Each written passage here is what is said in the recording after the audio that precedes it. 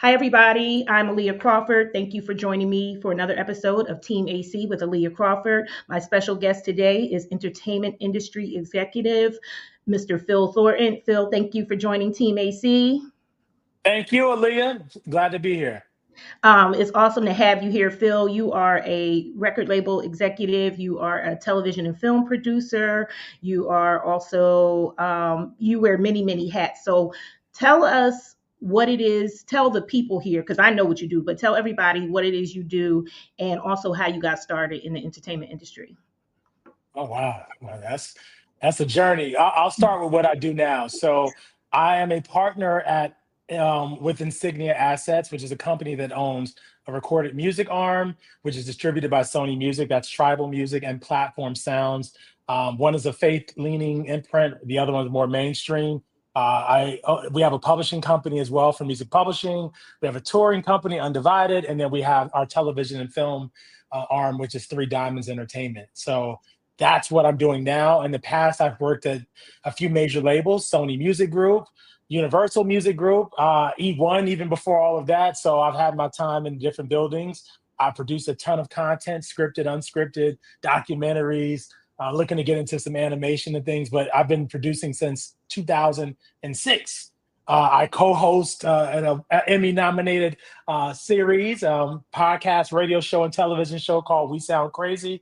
And I used to be a songwriter. I don't even know if you know that, Aaliyah, but I used to write songs for a number of artists and, top BMI top award-winning songwriter for some of my work with Bruno Mars and Chris Brown and others. I do know that. Yeah, And like I said earlier, you have worn so many hats in the music and yeah, entertainment business. You've managed artists, yeah. you've done everything. I think you forgot to mention that. What? I forgot to mention that. I forgot, and I did because I managed a lot of people. I was working with, Faith Evans at one point, Michelle Williams. I managed the young Michael B. Jordan, Mac Wiles. So I've had Kenny Lattimore. Lattimore. Yeah, a lot of great people. I've had the pleasure of allowing them to let me guide their careers, and so management is something I don't forget about it. It's just like it's one of the things where I'm like, man, I don't want to be talking about everything, but I'm grateful for the experience, and it's really allowed me to meet some amazing people on the journey. Yeah. And it's nothing wrong with touting all of your accomplishments. You have the pedigree, you Absolutely. have the experience, you have the relationships. So where all these new ventures, Three Diamonds Entertainment, Undivided, Insignia, what how do these new ventures reflect where you are in your career right now? These ventures truly reflect where not only where I feel like I am, but where our country and our world. It's all about content and it's all about experiential. And our biggest thing is like we understand how to speak to an audience. So whether that's a faith audience, which is what we do with Tribal, with Maverick City, we recently announced our partnership with Kirk Franklin. We have Kiara Sheard. So we understand how to speak to that audience, not only on the recorded music side, we understand how to maximize it on the publishing side. We understand how to put that same audience in and venues, arenas, i.e., with the reunion tour or some of the tours we've done over the course of the last few years. And even on the content side, most recently we did a series with Kirk Franklin that we partnered with his company Culture Lab, Den of Kings, which has been off to a really, really great start. And again, finding ways to super serve and communicate with that audience. So our company is just wanting to continue to like we know there's an audience that's underserved of people that are Black and brown, and we want to Hmm. continue to super serve that audience with great music, great experiential opportunities, whether it's tours, whether it's festivals, and content, whether that's on YouTube, whether that's on streaming, whether that's on linear. So we're just continuing to, like I said, we see the audience, we know the profile of that audience, and that's where we are, and that's where we see such a great opportunity. We even announced a cruise that we're doing. We partnered with Norwegian to do the Rise&Rhythm cruise, which is going out Hmm. February 1 through 5 of next year. Again, speaking to that same audience. And it's Kirk Franklin on the cruise and David and Tamla Mann, but Tabitha Brown and Chance Brown are on there. Hmm. And, so it's a wide range, but again, speaking to that same audience, that same segment of the population and finding ways to just keep the conversation fresh. So. So is wanting to deliver, quality product to the audience and quality content, is that what drives how you develop the content, knowing that audience and knowing what they're looking for?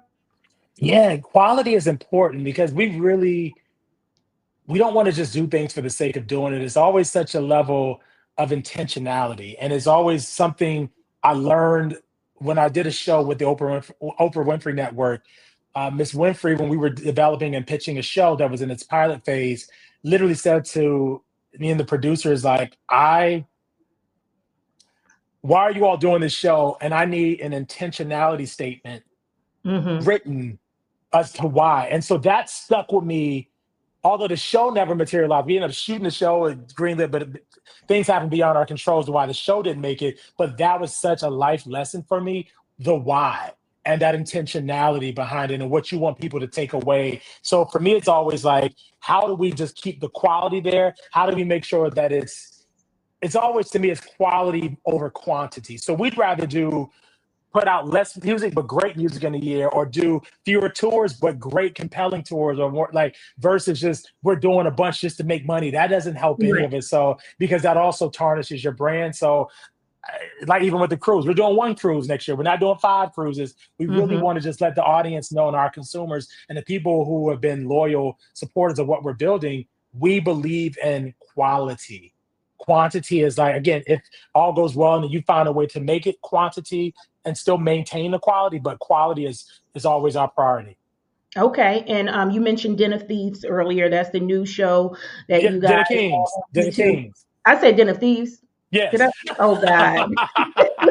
No. Oh my gosh. I'm tired, but no, Den Yeah. of Kings, and Kirk Franklin is one of the partners Mhm. on that. So, Yes. what is the mission behind that program? What was like your mission statement when creating that? I have to give the credit to Kirk Franklin. Kirk Franklin has his production company called Culture Lab, and I've been friends with Kirk for nearly 2 decades at this point, and I've had the pleasure of sitting at many of his dinners over the years, birthday functions, or just hangs after the BT Awards or Stellars. And every time there's always such compelling dialogue and conversation at the table. So I remember one year, this is when Kirk turned 50, and he had a celebration in LA. And I remember being at that table, and the legend himself, Denzel Washington, was at the table and dropped so many gems. And I literally have a note section in my phone of just everything that he was saying at that table. And I left so inspired. I remember Tyrese being there that night, Devon Franklin being there. It was just some of other, Kirk's attorney, Miss Bonnie was there, and Nina, his accountant, and of course, Miss Tammy, his wife. Like, it was a great table, but it was just the conversation that happened at that table. So this year, Kirk ended up being in Atlanta, and I think he was there visiting his daughter. And his birthday kind of fell around the same time. And so he was like, man, I'm just gonna have a birthday party. Me and the fellas, let's just go to Nobu. And so we're like, okay, cool. And it was myself and Lecrae and some of my other business partners. And it was such an intense conversation where we talked about life and love and mental health and business and financial literacy. And after that night, I was like, yo, Kirk, bro, you should put cameras on this, bro. He was like, I've been Mhm. thinking about that, but I just didn't know kind of how do we do it and how we pull it together. So that dinner moment, that the most recent one, really sparked. And I was like, man, let's just do it. We're in partnership now. We've got the resources, and it was just to really create a safe space for Black men to be able to talk Mhm. about everything's on the table. So the first episode talked about obviously fatherhood, and we had different POVs of the father. But the next episode, which is a big one, it's all about the mogul, the boss, and then we're going to go just different topics: mental health, financial literacy, love, relationship. Just we're going through every single area, and again, everything is on the table. Like, nothing is off limits. But the goal was to really create a safe space for Black men to really talk about things that are considered taboo, or just, again, how do I navigate this? I've got X amount of dollars in the bank account, or I'm still trying to find my way, because we're going to have all people from all walks of life on the show, celebrities, non-celebrities. So it's something that we hope will create conversation, healthy dialogue, healing where necessary, and just giving men the tools to navigate this thing called life. And it also allows our sisters to see kind of like how your spouse or your son or your dad, how you know what I mean, how to navigate and just kind of again, like we've seen a number of great shows with female ensemble casts, and it's Mhm. just so good to see that. But we were like, man, we want to do something where we could really just put some good in the world because there's a lot going on. But it was really to create that safe space for Black men to have conversations that can hopefully help and heal and just help people in general. Yeah, and it's very much needed because we've seen so many programs and organizations and things that do create space for Black women, right? And Mhm. even in society, we went from being a predominantly male-driven society to, even though women are still, face a lot of obstacles and discrimination, Yeah. but it's become more female leaning, and especially in Mhm. media oftentimes caters to women, and particularly in the Black community, more so leans towards Black women and their needs and their tastes and things, and Black men are often left out of those conversations. And then I think more recently it's caused like kind of like a gap in communication, Yeah. right? It seems like because in just in terms of what Black men are looking for, what Black women are looking for, and a lot of kind of, I guess, a gap in communication. Completely agree. And we want to bridge that gap, continue to, because a lot of the feedback that we've received from our sisters have been, oh my God, thank you. This is helping me understand how men feel about certain things, or how even why, when I talk to my husband or my boyfriend or my son or my dad, like just to me, it hopefully helps. But I mean, because again, looking at the viewership, we've been looking at it, and it's almost pretty much like split 50-50, Hmm. which is great. And we love Yeah, it because for again, sure. anything to be a bridge, and we didn't want to promote another toxic masculinity platform where it's like, women versus men. It's like that's not the energy here. We're really just being honest and just trying to figure out this thing called life and how to navigate it. And we've got some really just grateful for all of the brothers who joined the platform so far because they're really donating their time. We don't pay no fees for people. It's just like, hey, we pull Hmm. up. I'm excited to be a part of this. And the next one is really probably it's a great episode too. Like I'm just loving these conversations and how they're panning out. But I'm loving the feedback and the response that we're getting from both women and men. It's really, Yeah, and really, I love really inspiring. that you're doing it on YouTube too, because we see Yeah. so much changing in media, and you could have, taken it to various places and platforms. But I think with younger generations and trends and how people are consuming their media, Yeah. being able to give it, access to more people, I should Yeah. say, and appeal to, different demographics and appeal to younger demographics by doing it on YouTube. I think that's really, really brilliant. Yeah, no, love that. Thank you. Just like I said, the response has been great. But we wanted to go with YouTube again. To your point, we thought about: do we take this wide? Do we do a pilot? Do we pitch it here? And maybe Mhm. we may explore that in the future. But we love that YouTube is really it's where the consumers are. So why not meet people where they are? Kirk was gracious enough not only to host, executive produce, ideate, come up with this whole concept, but host it on his YouTube channel. So that's just a great way to kind of kick off this show that we're super excited about. And we got some additional ideas to really just continue to build the brand for Denny Kings. But really, really excited about the future of this series. Awesome. And the Rise and Rhythm cruise that's happening in February 2026, you talked a little bit Yeah. about that. But what can guests expect on that cruise that's different than some of their other vacation experiences or, music, entertainment, live It's entertainment experiences? you know what? Guess Rise and Rhythm is really going to be a vibe. It's going to be a great time. You're going to have music. We've got, Kirk Franklin's on this show. We've got Kiara Sheard, Jonathan McReynolds, Tamla Mann on the faith side of things. But then on the R&B, we got Layla Hathaway, Leela James, Kendrick the Family Soul. So we've got musical diversity. We've got speakers. We're going to have different panels. So it's music. It's a little bit of comedy sprinkled in. And then also we've got lifestyle. So we got Tabitha and Chance Brown kind of hosting a panel talking about life and relationships. And Mhm. Mike Jackson and Egypt Sherrod are joining us. Willie Moore Jr. Again, talking about different topics. Dr. Jay Barnett is going to host all things mental health, spearheading some initiatives there on the cruise. So we're talking about everything from mental health, financial literacy, entrepreneurship. Just it's something that we hope people will have a good time, but then walk away from the cruise like, I'm inspired. I'm a young entrepreneur, or I'm an established entrepreneur, and I'm just Mm-hmm. finding ways and getting additional tools to basically help navigate where I am professionally and personally. So just wanting people to have a good time, but also take away some gems and some nuggets that'll help them on their path. You see a kind of underlying theme here with what we build, and we want to Mm-hmm. basically people to have a good time and enjoy themselves, but also be inspired. Get some information that can help you elevate and amplify what you're already building, whether you work a 9 to 5, whether you building your own empire, Mm-hmm. whatever that looks like. We just want to basically encourage people to be better. But Rise and Rhythm, music, comedy, lifestyle,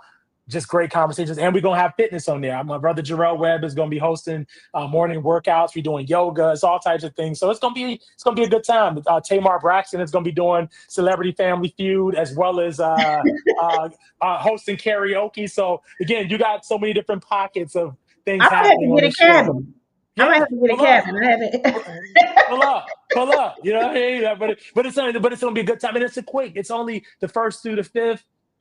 It's going to be a good time, and we're looking to keep this going for many years to come. And I'm so grateful for everyone who saw the vision literally Mm-hmm. year one, because everyone you see on the graphic, it was one conversation, an immediate yes. And I'm just grateful for each of them, because I don't take it for granted. People don't have to say yes. It's really when like I was writing the biggest check, it was like, man, like this is something we want to build. We see the value. And then even partners, there's some other partners that have come to my attention, other media platforms that want to find ways that they can get involved and support, and for people see that there's something special here. So everybody look up Rise and Rhythm, Rise and Rise Rhythm and Rhythm Crew. Crew. Yeah. And I love the fact that you, have gospel artists and you have lots of R&B artists, Wow. and you're a person, just like me. We've worked in the music industry for many years, and we've Yeah. worked across multiple genres, but you've always been a person that has been committed to pushing the genre of gospel forward and Yeah. Christian music forward.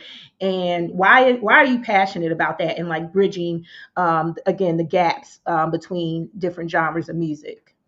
It's been a passion of mine for so long to be a bridge. And it goes back to my beginning, Aaliyah, like starting as a young, and I mean young, intern at 12 years old at my hometown radio station. I'm from Norfolk, Virginia. WOWI, it was independently owned at that time by US Radio, Reagan Henry, and his family, and later now it's the iHeart station. But at that station, it was an R&B hip hop station. They were the very first station. It's debatable whether it was Norfolk or Chicago that premiered Kirk Franklin's "Why We Sing" on air on R&B radio. So I heard it was literally like within the same day or a day apart. But Norfolk was one of that initial station that played Kirk's music, and I remember from that moment, I'm like, oh my god, like we play R&B and hip hop. What is this? This is gospel? Because I didn't know a lot about gospel music at that time. I was Mm-hmm. 12 years old, 12, 13 years old. So I was just blown away of just this station utilizing their platform. The station was number one in the city at that time, across all formats. And this station said, this gospel song is worthy enough for our real estate. And that was just amazing to me. And then I went on to go down the gospel rabbit hole and, listen more to Kirk Franklin. And then fast forward to my third internship, I was fortunate to be with Arista Records at 15. And Mm-hmm. so some of the R&B artists, Faith Evans, 112, Carl Thomas, they were all signed to Bad Boy Records, which was a JV at the time with Arista. They schooled me to gospel music. And Dave Hollister, I can't forget about Dave. Dave lived in Virginia at the time. He was in Blackstreet. And they schooled me on all things the Clark sisters and Vanessa Bell and Commission and the Winans. And so when I look back, it was like, okay, yet again, the R&B artists are being a bridge to me to say, hey, this is the gospel. This is the sauce. This is what we listen to. This is what Mm-hmm. inspired us. So then fast forward a decade later, mid 2000s, my dear friend Cheryl Gamble, aka Coco, 1/3 of the amazing group SWV, says, I want to do a gospel record. And that was my first foray into gospel. And she said, and I want you to be my manager. So I didn't know much about gospel, the business side of it.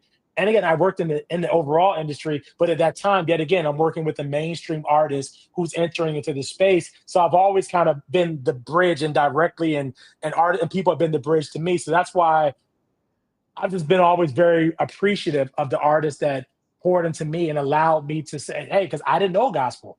They feel like, this is the Clark sisters. Listen to this song. This is where it started. This is what I studied. And so, or 112 with Commission and the Winans and Men of Vision and all these amazing Men of Standard. I'm sorry, Men of Standard.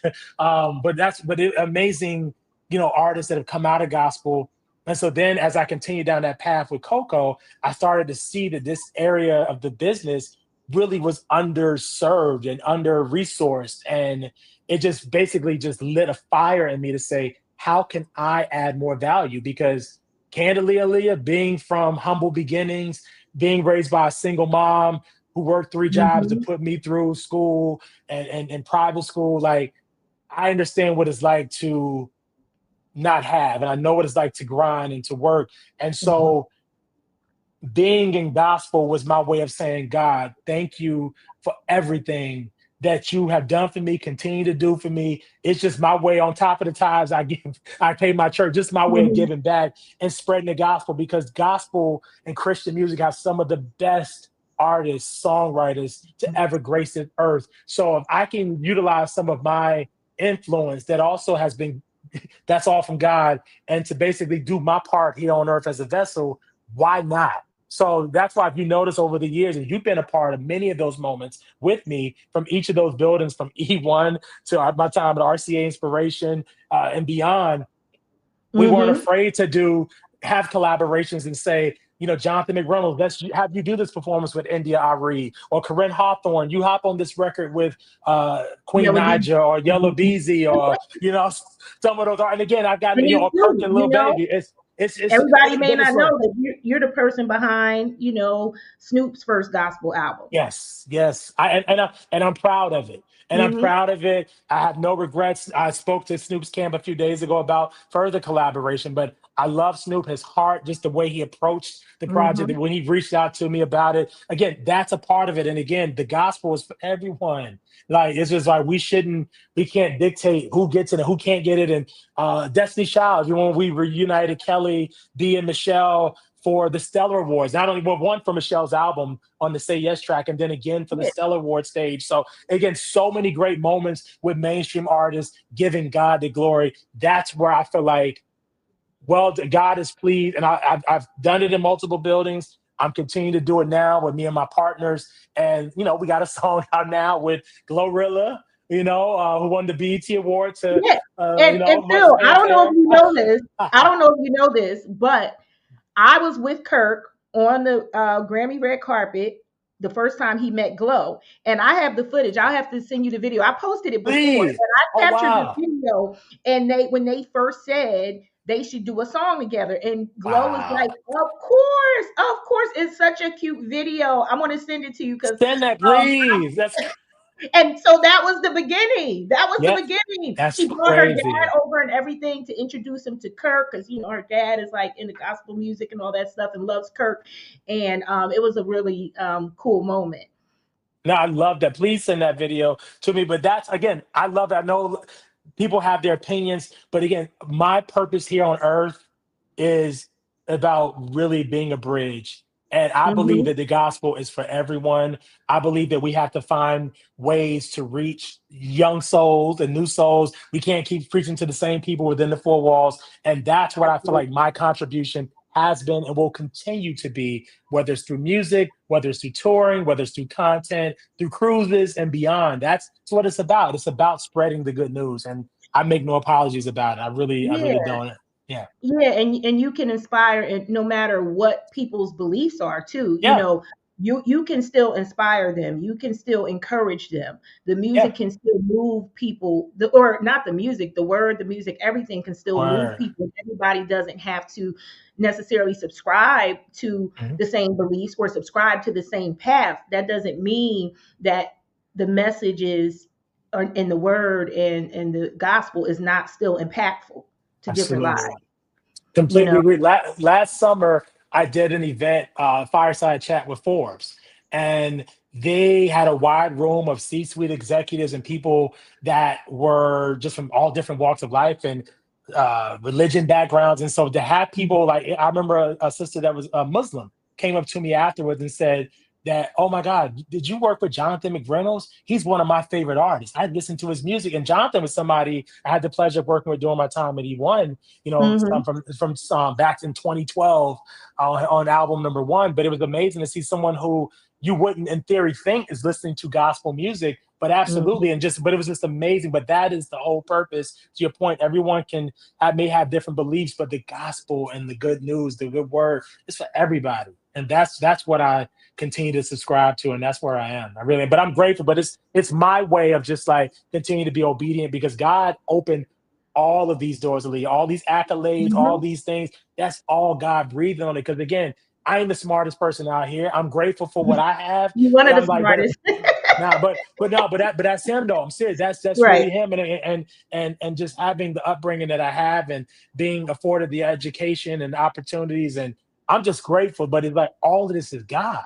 Seriously, like that's what I want people to realize. And if He wasn't pleased, then these things wouldn't continue to happen. These collaborations, it wouldn't be. It's not that I'm that smart to connect all of these dots. There's a lot going on in our world right now, and we need sources of hope and inspiration and positivity. So, And I think it's so amazing that you started off not knowing a lot about gospel music. mhm. And then, just God and your gifts have brought you to where you are now, and to become and have been and still are one of the most influential people, I think, within the genre. And you're somebody who is constantly moving the genre of gospel music forward and Wow. constantly amplifying its presence. I, I'm grateful. Like I said, to God be the glory. And I'm just trying to figure out how do we continue to expand?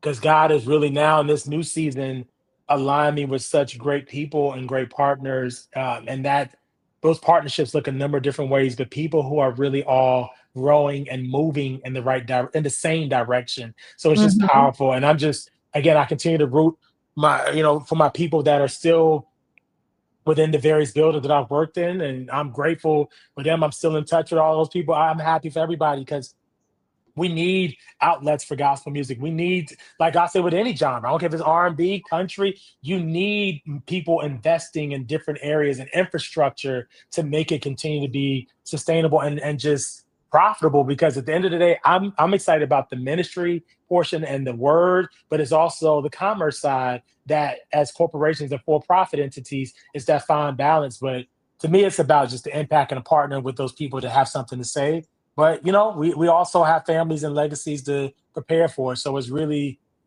exciting. Really, really excited about what's to come. But I'm grateful for real.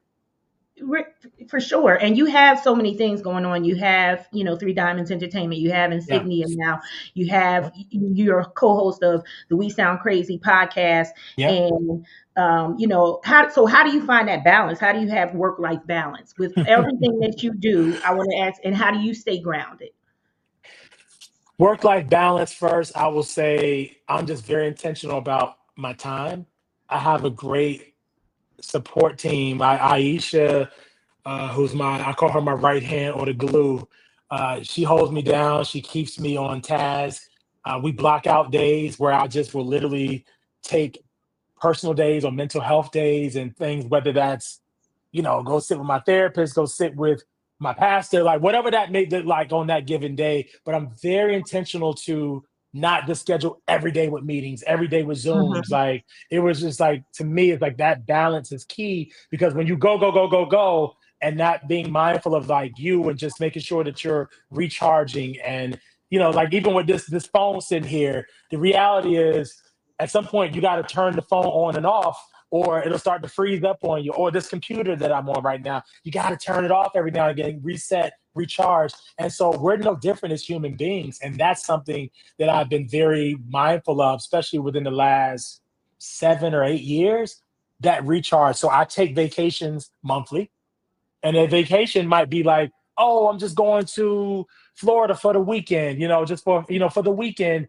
just to get away, spend some time, get some good food, hang out, hear some live music, you know what I'm saying? Or it might Mhm. be, I'm going to Mexico, I'm going to Italy for an extended trip, but I'm being intentional about finding that time each month to fully unplug, I also do therapy weekly. That's a big thing for me. Mm-hmm. I go to church because I feel like the mental health meets the spiritual health, but also physically. When I'm here in Nashville, I go in my trainer on my best days. I'm there at 5 a.m.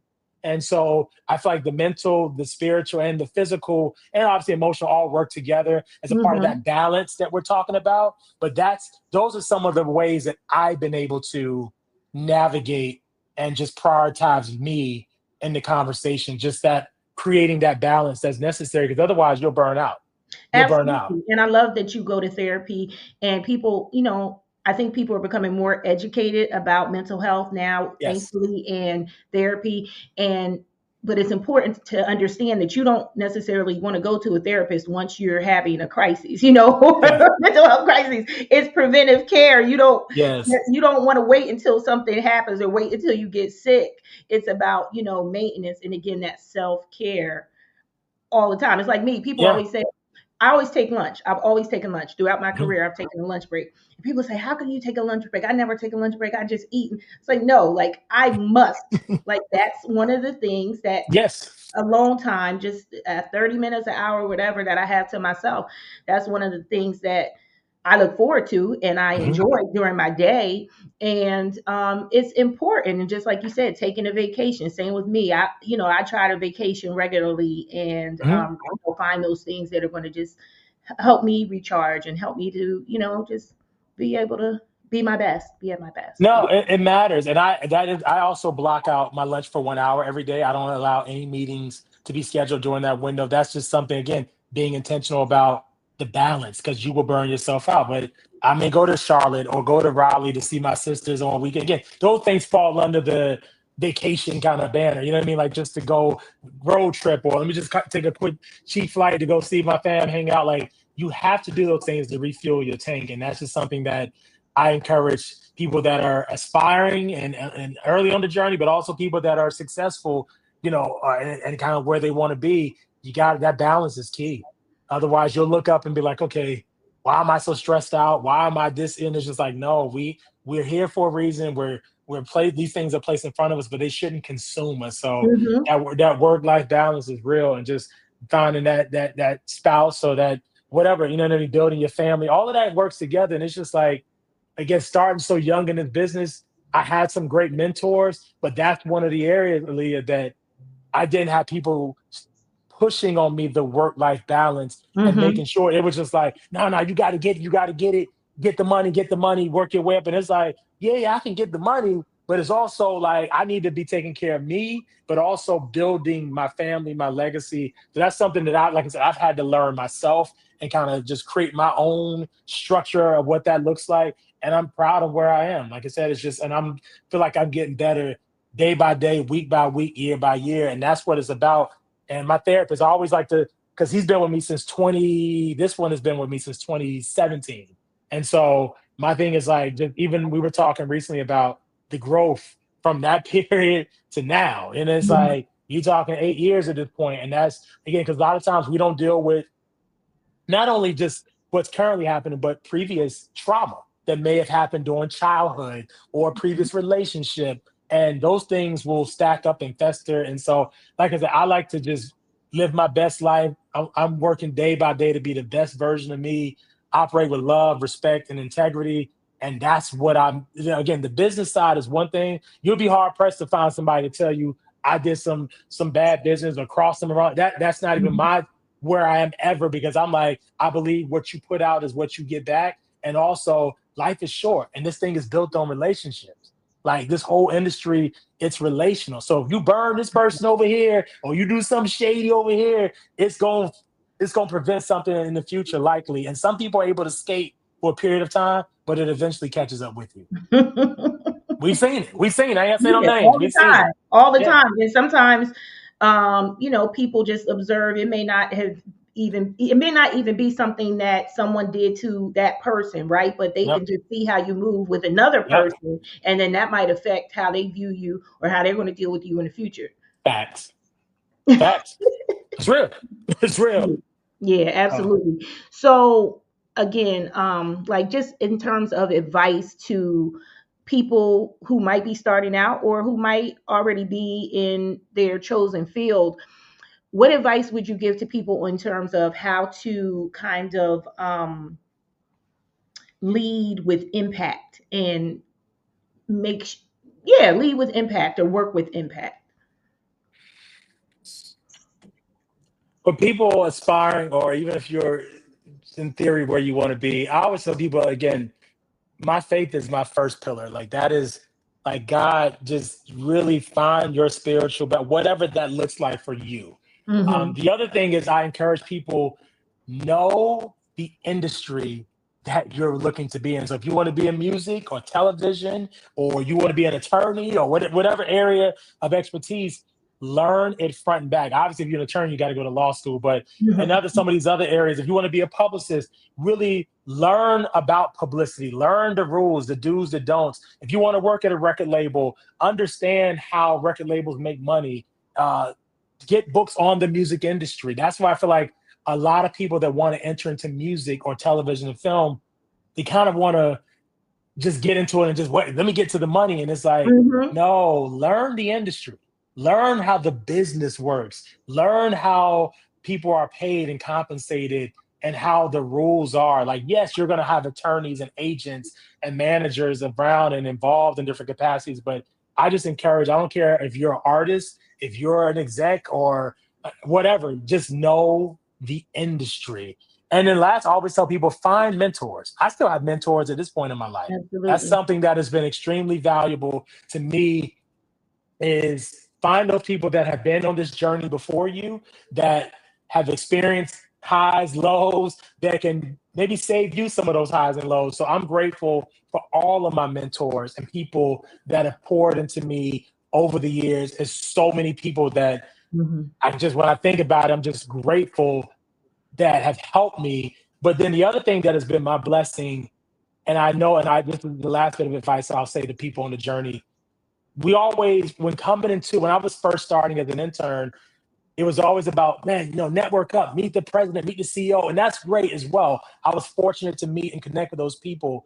But the bigger lesson was networking across, Mm-hmm. building that village, my tribe, and meeting other people that were on the same journey with me, whether they were an aspiring songwriter, aspiring producer, artist trying to get signed. I want to be a label executive. I'm going to law school to be an entertainment attorney. When I look across of all the people that were in my tribe, I'm like, okay, God, I see what you were doing. You were preparing me for this day and for these situations, because living in LA, I was around people, and I met a young Bruno Mars when he wasn't signed, and who was just an aspiring writer and producer, who was Mm-hmm. dropped from his label when we met.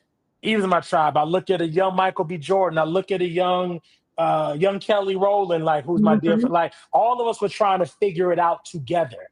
And a Mm-hmm. young Ethiopia, have to marry, and shout out to Ethiopia. Like, people that were Larry Jackson, Gamma, like, we were all young, started out as young interns. Again, looking to my left and my right, and my tribe. Stilo Brim was my intern. That's my guy. Like, these are people that Mm-hmm. we were all trying to just figure this thing out called life and business out collectively.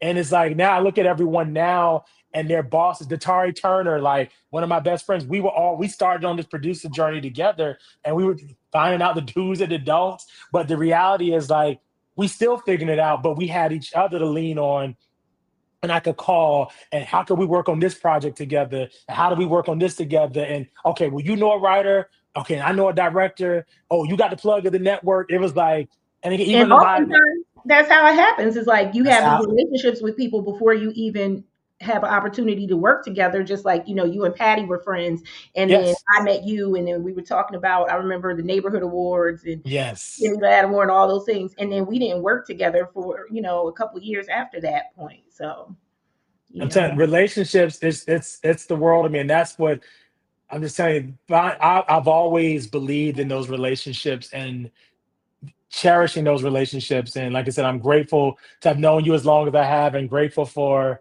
the great Patty Webster for, again, being another vessel that connected us. You know what I Yeah. mean? Because she's connected so many people She was an ultimate doing connector, still is. absolutely still is, and that's the thing where her legacy truly lives on, and I'm just eternally grateful that I was actually able to share space and time with her. So truly a And I blessing. think you're a connector too. You're a great connector too, Phil, because you're always connecting people. I think your brain is always working on like, how could we possibly work together? How could these two things, Mm, kind of, where's the synergy at? You're always looking for yeah. synergy between people and projects and things. And so that's awesome because you're always creating opportunities and thinking about, being innovative and thinking about like, what can we do with this? No, Lee, you spot on. I hired an executive coach about a little over 5 years ago, and the executive coach interviewed the people that worked with me the closest at that time. It was a dozen people. It was at Sony at the time. And the executive coach comes back with the findings, the good, the bad, everything. But when she came back, she said she asked all 12 people to give her one word that described me. And the one common word from all 12 people who weren't together was connector. So to your point, so but again, I know you, that's Phil. that. Yeah, I know you. Yeah. Well, for real, but I'm like, like it's just for that favor to be on you. I don't take it lightly because it's real. Like you know Hmm. how it is in this business. It's not for the faint of heart. Longevity is something that we all aspire to have, but it's like to be synonymous with being, man. Because I'm not like the person like, oh, let me connect you with this one, and you got to give me this cut and cut me. And it's like, nah, you great, she great, he great, they great. Boom, y'all should all meet, and that's, hey, let it all just fall in place, and that's just how I've continued to be blessed, and I'm just grateful because that's, I don't even, to your point, the way my brain works, I'm not even thinking about it. And that, man, I'm just like, man, let me just connect some great people, and it's going to all work out. So, what are you looking forward to in 2026 and beyond? 2026 and beyond. Whew, I got some amazing news coming out more this year. So, more content creation, more tours, more cruises, uh, spreading the good news, more music, more success on the music side of our empire, but just creating that legacy. That's what I'm looking for in 26 because you'll see I've got a few movies coming out this year, some of which my company Three Diamonds Entertainment produced. One of the Christmas movie that's going to hit theaters later this year. I'm excited about that. I've got another movie that I co-produced with Foxhole Productions.